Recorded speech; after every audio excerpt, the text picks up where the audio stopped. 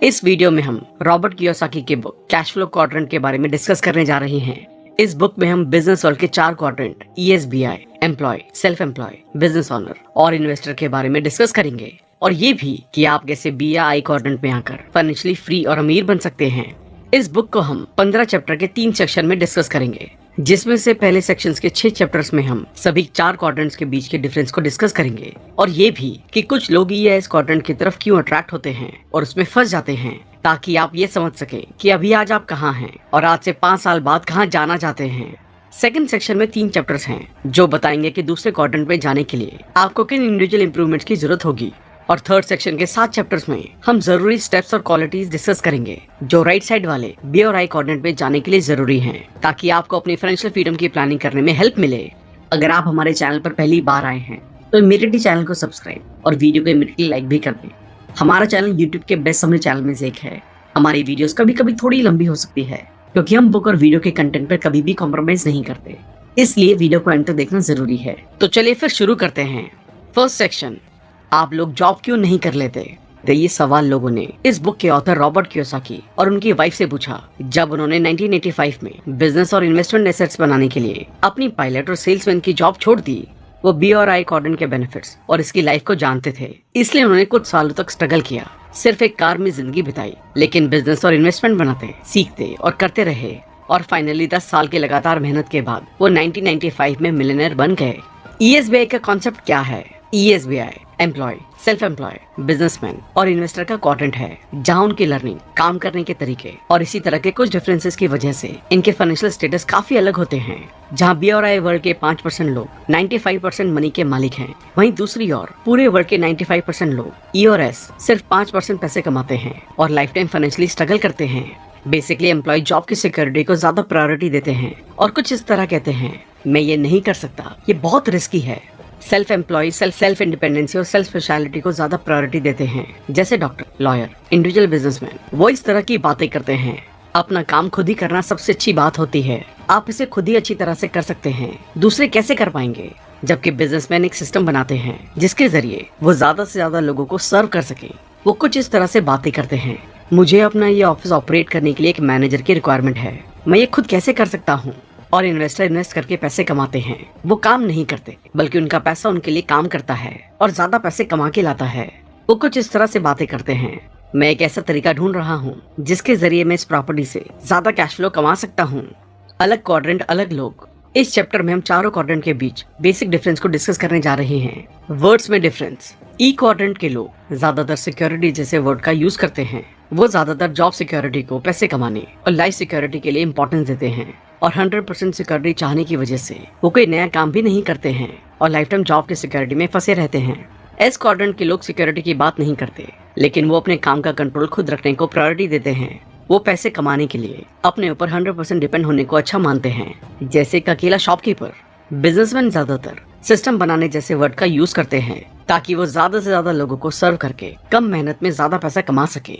Investor ज्यादातर investing और asset making words को यूज करते हैं ताकि वो ज्यादा कैश फ्लो कमा सके। S टाइप और B टाइप बिजनेस में डिफरेंस। S टाइप बिजनेस में काम को ऑपरेट और कंप्लीट किसी एक इंसान के जरिए किया जाता है, जैसे एक डॉक्टर के जरिए अकेले पेशेंट का इलाज करना, एक लॉयर, एक अकेला शॉपकीपर। जबकि B टाइप बिजनेस में काम को ऑपरेट और कंप्लीट करने के लिए लोगों का एक सिस्टम और टीम होती है जो साथ में मिलकर काम को ऑपरेट और कंप्लीट करते हैं, और इसमें सक्सेसफुल बनने के लिए अपनी टीम को लीड करने के लिए लीडरशिप स्किल बहुत इंपॉर्टेंट है। अमीर और बहुत अमीर बनने का डिफरेंस। दुनिया में अमीर इंसान बेसिकली वो होते हैं जिसका अपना बिजनेस हो और वहाँ से वो ज्यादा पैसे कमाता हो, जिसके जरिए वो अपने मंथली एक्सपेंसेस के बाद भी सेविंग कर लेता हो। लेकिन बहुत अमीर बनने के लिए सिर्फ बिजनेस से ही काम नहीं चलेगा, बल्कि आपको अपने पूरे बिजनेस से हुई अर्निंग से, सेविंग से और ज्यादा एसेट खरीदने चाहिए ताकि आप उनसे भी मंथली कैश फ्लो कमा सके, और इस तरह आप ज्यादा से ज्यादा अमीर बनते चले जाएंगे। लोग सिक्योरिटी को फ्रीडम से ऊपर क्यों रखते हैं? इस चैप्टर में हम ये जानने वाले हैं कि 95% लोग फाइनेंशियल फ्रीडम से ज्यादा फाइनेंशियल सिक्योरिटी क्यों चाहते हैं।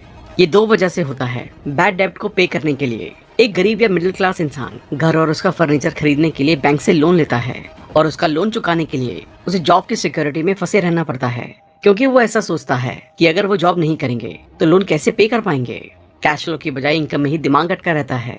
हमारे एम्प्लॉय मेकिंग और पैसे कमाने के लिए काम करना सिखाने वाले एजुकेशन सिस्टम की वजह से और गरीब और मिडिल क्लास फैमिली के जरिए अपने बच्चों को एसेट बना के उनसे कैश फ्लो कमाने की बजाय जॉब सिक्योरिटी और इनकम अर्निंग के बारे में गाइडेंस देने की वजह से 95% लोगों का माइंड पैसे कमाने में ही लगा रहता है, बजाय एसेट बनाकर उनसे कैश फ्लो कमाने के।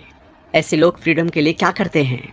क्या आपने अपने किसी रिलेटिव या आसपास देखा है कि कुछ लोग फ्री होने के लिए, अपने मन चाहे टाइम पर काम करने के लिए उनका अपना खुद का काम शुरू करते हैं जो केस क्वाड्रेंट में होते हैं, और नो डाउट वो उससे पैसे भी कमाते हैं, लेकिन टैक्सेस और एक सिस्टम ना होने की वजह से ऐसे लोग अपने काम को एक्सपैंड नहीं कर पाते और खुद ही पैसे कमाने के लिए काम करने में जुटे रहते हैं।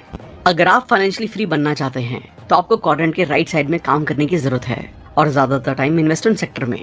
लेकिन आप कैसे कर सकते हैं? आइए फाइनेंशियली फ्री होने के लिए आई क्वाड्रेंट में आने के लिए ई से बी क्वाड्रेंट पर डिस्कस करें।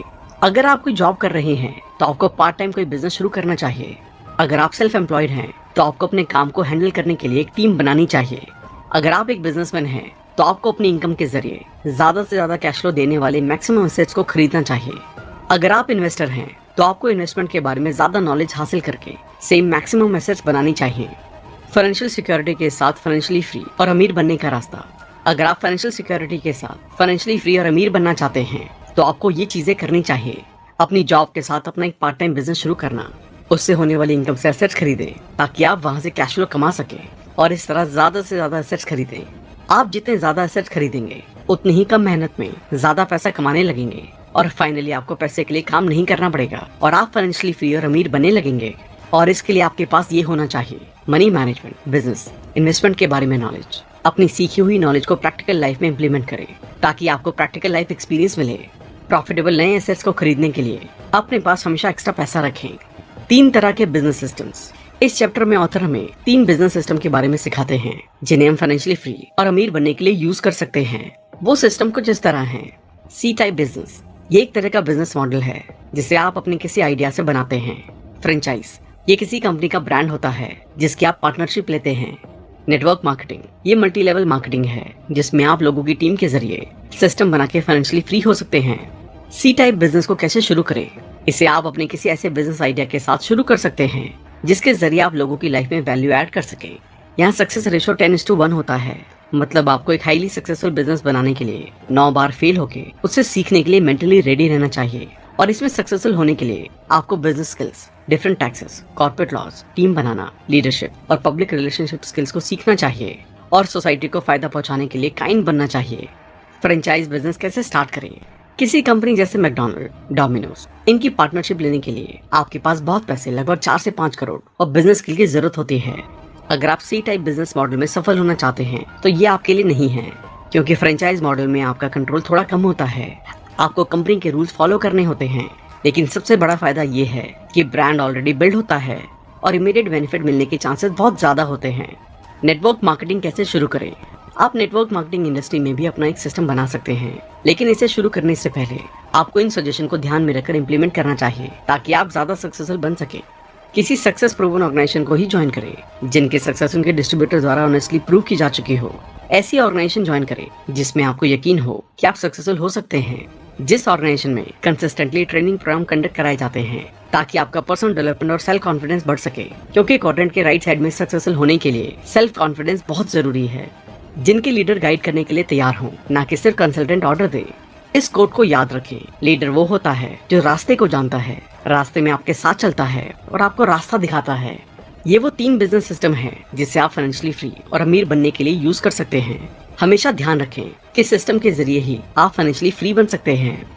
इन्वेस्टर्स के 5 स्टेजेस। इस चैप्टर में हम इन्वेस्टर्स के 5 स्टेजेस के बारे में डिस्कस करेंगे। तो इस सीरीज में पहला है स्टेज 0। इनके पास इन्वेस्टमेंट के लिए कुछ भी नहीं होता, ये जितना कमाते हैं उतना खर्च कर देते हैं। इस कैटेगरी में एक एम्प्लॉय से लेके एक ज्यादा पैसे कमाने वाले बिजनेसमैन भी शामिल होते हैं जो अपनी सारी इनकम को खर्च कर देते हैं, कोई सेविंग या इन्वेस्टमेंट नहीं करते। स्टेज 1, ये लोग लोन लेने वाले इन्वेस्टर होते हैं जो हो सकता है कि एस या बी क्वाड्रेंट में सक्सेसफुल हो और इसी सफलता से इन्फ्लुएंस होकर ये लोग लोन लेके आई क्वाड्रेंट में भी बिना किसी जरूरी नॉलेज और एक्सपीरियंस के इन्वेस्टमेंट शुरू कर देते हैं। कुछ टाइम ये लोग यहाँ से पैसा कमाते हैं, लेकिन नॉलेज और एक्सपीरियंस की कमी के कारण ये मैक्सिमम टाइम अपने पैसे गवा देते हैं। स्टेज 2, ये बजट काटने वाले इन्वेस्टर होते हैं। बेसिकली ये सेव करते हैं, सेविंग अकाउंट या इसी तरह की दूसरी जगह पर और ये लोग पैसे से कुछ महंगा जैसे टीवी, फ्रिज, कार खरीदने के लिए करते हैं बजाय इन्वेस्टमेंट करने के। और अगर कभी इन्वेस्टमेंट के बारे में सोचते भी हैं तो म्यूचुअल फंड या इसी तरह के इन्वेस्टमेंट करते हैं। स्टेज 3, ये लोग स्मार्ट इन्वेस्टर होते हैं। ये अपने पैसों को सेव करके उन्हें म्यूचुअल फंड्स, रिटायरमेंट प्लान या ऐसे ही किसी प्लान में इन्वेस्टमेंट करते हैं। ये लोग हाईली एजुकेटेड और शायद कोई गवर्नमेंट ऑफिसर भी हो सकते हैं, लेकिन इनके पास फाइनेंशियल मैनेजमेंट और इन्वेस्टमेंट के बारे में जरूरी नॉलेज नहीं होती, लेकिन फिर भी कंपैरेटिवली ये इन्वेस्टर की एक अच्छी कैटेगरी है। स्टेज 4, ये लॉन्ग टर्म इन्वेस्टर होते हैं। बेसिकली ये लोग अपने long term financial target set करके उसको अचीव करने के लिए जरूरी फाइनेंशियल मैनेजमेंट और इन्वेस्टमेंट के बारे में नॉलेज हासिल करके प्रोफेशनल के साथ प्लानिंग करते हैं ताकि अपने गोल को अचीव कर सके। ये कंपैरेटिवली इन्वेस्टर की बेटर कैटेगरी है। स्टेज 5, ये ऐसे इन्वेस्टर होते हैं जो वर्ल्ड की ज्यादा मनी को ओन करते हैं और इन्वेस्टमेंट फील्ड के बेस्ट प्लेयर होते हैं। ये लोग ऐसे इन्वेस्टमेंट करते हैं जहां दूसरे लोग इन्वेस्टमेंट करते हैं और ये लोग अपॉर्चुनिटीज क्रिएट करते हैं, जैसे कोई कंपनी स्टार्ट करके कोई जॉब क्रिएट करना या आईपीओ इशू करके लोगों को इन्वेस्टमेंट करने का मौका देना। एक्चुअली ये लोग मनी गेम को एंजॉय करने के लिए खेलते हैं, इसलिए इन्हें हारने या जीतने से कोई खास फर्क नहीं पड़ता और इसलिए ऐसे लोग ही दुनिया में सबसे ज्यादा अमीर होते हैं और ये इन्वेस्टर की बेस्ट कैटेगरी होती है। पैसों को आंखों से नहीं देखा जा सकता। इस चैप्टर में हमें ऑथर सिखाते हैं कि पैसा एक थिंकिंग है और इसलिए उसे आंखों से नहीं माइंड से देखा जा सकता है।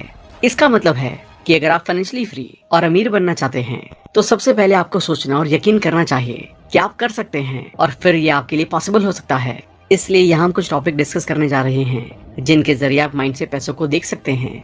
जल्दी से जल्दी क्वाड्रेंट के राइट साइड में जाना। हमेशा याद रखें कि दुनिया के सबसे अमीर लोग क्वाड्रेंट के राइट साइड से बिलोंग करते हैं, चाहे बिजनेसमैन या इन्वेस्टर, अंबानी से लेकर बिल गेट्स से लेकर वॉरेन बफेट तक। तो इसलिए अगर आप अमीर बनना चाहते हैं तो क्वाड्रेंट के राइट साइड में जितना जल्दी पॉसिबल हो आए। और यहाँ आने के लिए आपको money management skills, business, investment skills, part time business, investment जैसी चीजें सीखने की जरूरत होती है। अपने कॉन्टेक्स्ट और मटेरियल को एक्सपैंड करते रहें। कॉन्टेक्स्ट मतलब आपके विल पावर और मटेरियल मतलब अमीर बनने के लिए जरूरी स्किल्स। अपने कॉन्टेक्स्ट को एक्सपैंड करने के लिए हमेशा सोचिए कि आप मनचाहे फाइनेंशियल टारगेट कैसे अचीव कर सकते हैं, बजाय ये सोचने के कि मैं अमीर नहीं बन सकता, क्योंकि ये रिस्की है। और मटेरियल को एक्सपैंड करने के लिए आपको जरूरी स्किल सीखनी चाहिए और आपको उसी तरह का फ्रेंड सर्कल भी बनाना चाहिए। गुड और बैड लोन में अंतर जाने। अमीर लोग और ज्यादा अमीर उनकी रिच वोकैबुलरी की वजह से बनते चले जाते हैं और गरीब पुअर वोकैबुलरी की वजह से। अमीर लोग good loan, bad loan, good expense, bad expense, good income, bad income, assets, liabilities, इनके बारे में अच्छा यूज करते हैं और बुरा अवॉइड करते हैं। यहाँ सिंपली गुड वो है जो आपकी जेब में पैसे लाए या आपको कुछ सिखाए या कोई रास्ता बताए जिससे आपकी जेब में पैसा आए, और बुरी वो है जो आपकी जेब से पैसा निकाले।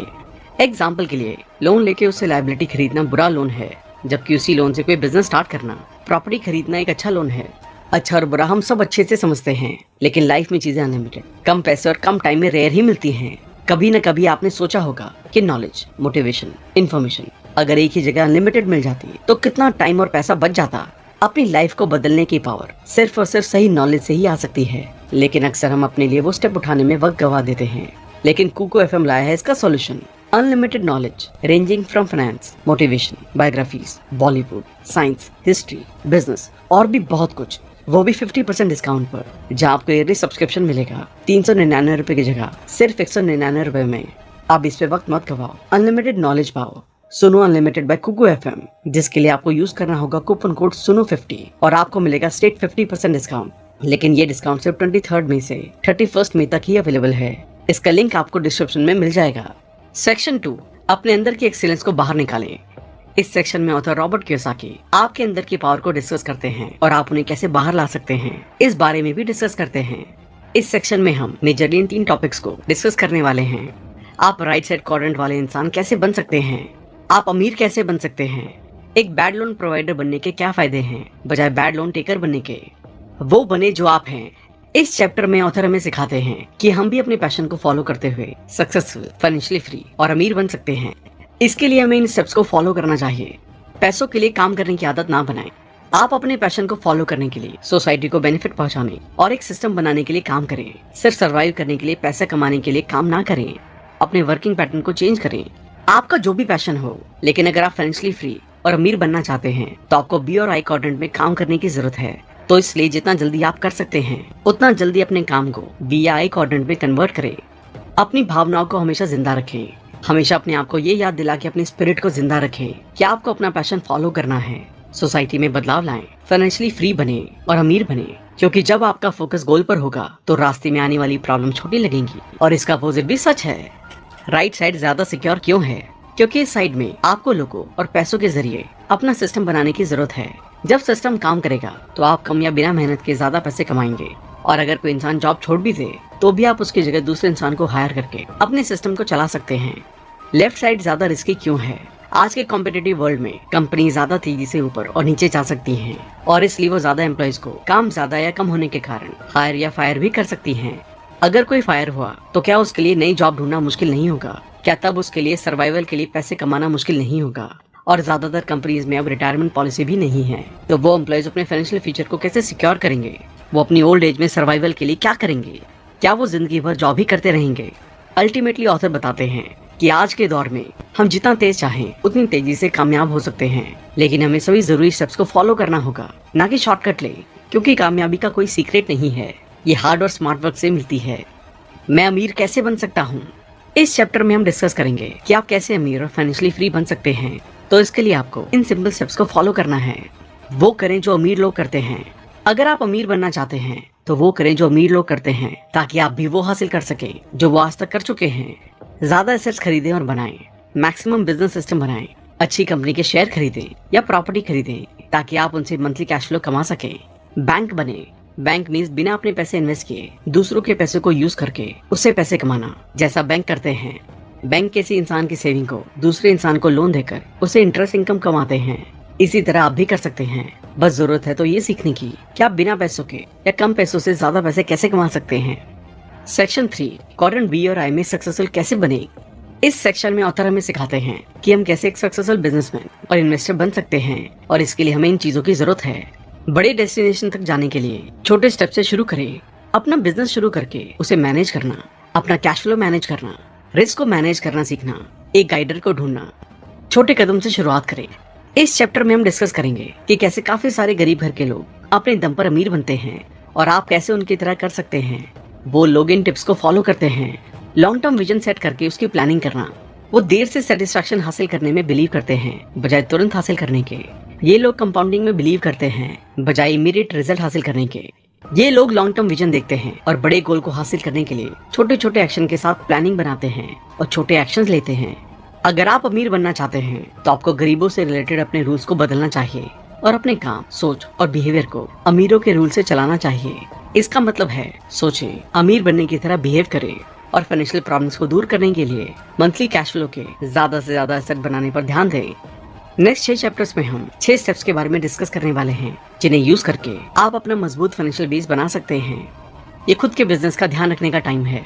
इस चैप्टर में ऑथर हमें रियलिटी की ओर लेकर चलते हैं कि हम किसकी केयर करते हैं जब हम काम करते हैं, कमाते हैं, खर्च करते हैं। वो बताते हैं अगर कोई इंसान जॉब करता है और इनकम कमाता है तो वो अपने बॉस की केयर करता है, क्योंकि उनके काम से उनके बॉस अमीर बन रहे हैं। और मनी स्पेंड करते टाइम वो गवर्नमेंट को टैक्स देकर या किसी बिजनेसमैन के जरिए किसी प्रोडक्ट को खरीद के गवर्नमेंट या बिजनेसमैन की केयर करते हैं और गवर्नमेंट और बिजनेसमैन को अमीर बनने में मदद करते हैं। और अगर आप अपना बिजनेस करते हैं तो आप अपनी खुद की ही केयर कर सकते हैं, और अपनी केयर करने के लिए आपको ये 2 चीजें करनी चाहिए। आपका पहला कदम फाइनेंशियल स्टेटमेंट रीड करना और बनाना सीखें।